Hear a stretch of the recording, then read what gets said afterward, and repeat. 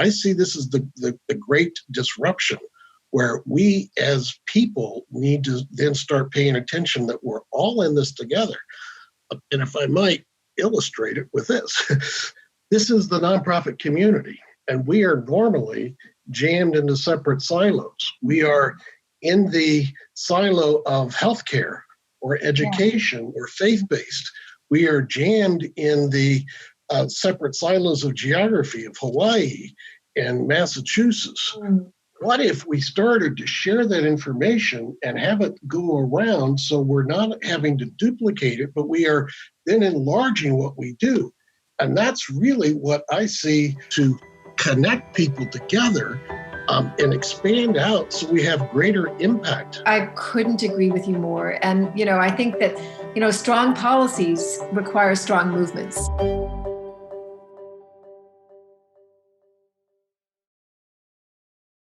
Tim is the president and CEO of the National Council of Nonprofits, which is the leading resource and advocate for the nonprofit sector in the United States. Today, we're here to talk with Tim about our field in this moment and going forward. Really glad to be talking with you, Tim. Great. Thank you, Hilary. The first thing I'd love to talk about with you is, one of the old frames for the nonprofit field is, quote unquote, the third sector, meaning ostensibly filling the gaps and need where government and business fail.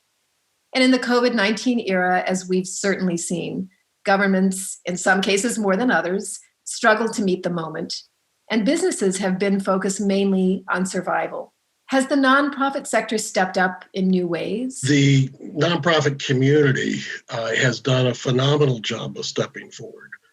We are filling the gaps of government and the business sector. We've already been in those gaps, and we've had challenges before COVID hit.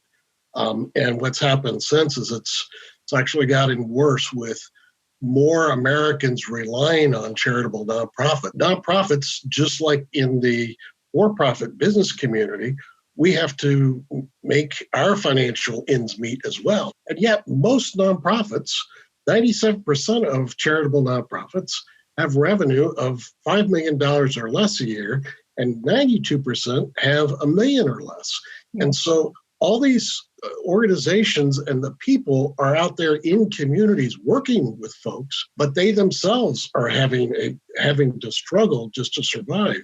You hear that, as many as half of nonprofit organizations could really be damaged, could even conceivably go out of business. We see in the newspaper, all the headlines are really more about small businesses and restaurants. But to what extent have any of the relief packages helped the nonprofit sector out? I'm proud that the National Council of Nonprofits has played a leadership role working with our colleagues to step forward. It started with the Families First Act. We had a solution that would make sure that nonprofits were involved, because in all previous stimulus packages, historically, nonprofits get forgotten.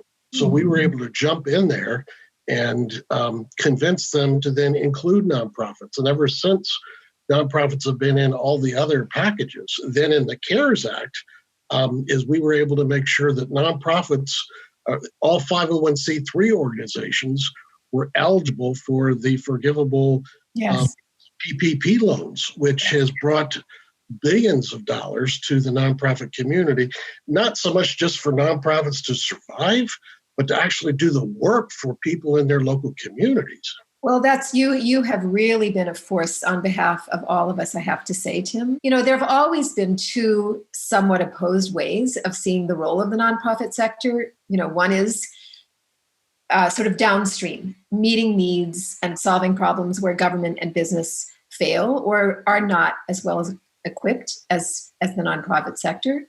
But the other role that I think gets less attention is more upstream. In other words, that it is the nonprofit sector that holds government and business accountable and helps to create and shape the norms, and really through advocacy, the very laws through which the other sectors operate. And I'm curious how you think about that. Is this an either or, those upstream and downstream roles?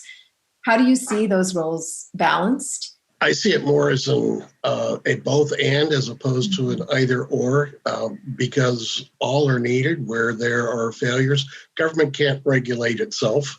Right. It needs to have someone else playing those roles. Here at the National Council of Nonprofits, we don't see ourselves as a trade association that's trying to protect nonprofits.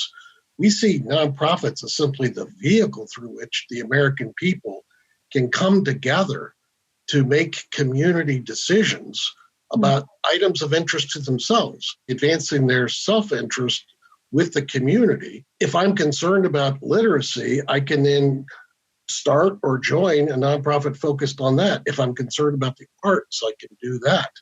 If I'm concerned about government accountability, if I'm concerned about making sure kids have something to eat, I can do that. I really view it as a place where we as Americans come together to work together to solve community problems. And to hold ourselves, all of us, accountable. But what does the nonprofit sector need in this moment? Threats to the sector are significant, just as the threats to the American people are significant right now. And I'm really proud of the role that nonprofits have played to step forward and speak out to make sure that governments take certain actions. I believe in my core that the problem is we have for too long, as the American people, not engaged with our government, and we've been sitting back on the sidelines. For the last 50 or so years, there has been a decline of the view of we, and it's been shifting more and more towards I. I see this as the great disruption, where we as people need to then start paying attention that we're all in this together.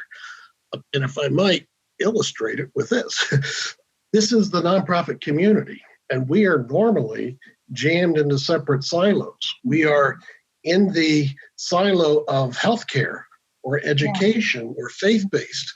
We are jammed in the separate silos of geography of Hawaii and Massachusetts. What if we started to share that information and have it go around so we're not having to duplicate it, but we are then enlarging what we do? And that's really what I see to connect people together and expand out so we have greater impact. Really powerful. There's a lot of controversy over whether foundations support nonprofits in the best possible way.